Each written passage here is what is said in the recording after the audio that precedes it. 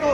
انہوں نے کہا کہ میں نہیں آؤں گا، زمین نہیں آ رہا، وہ نہیں آئے گا۔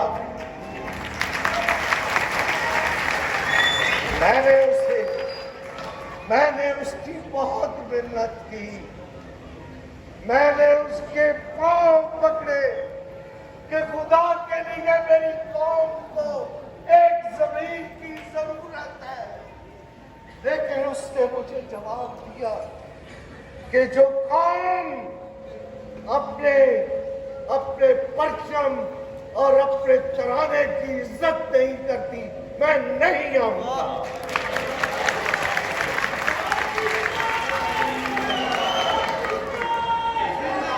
پھر میں نے ان کی منتیں کی، خدا کے لیے میں نے اس کے پاؤں پکڑے زمین کے، لیکن وہ کہنے لگا جس ملک میں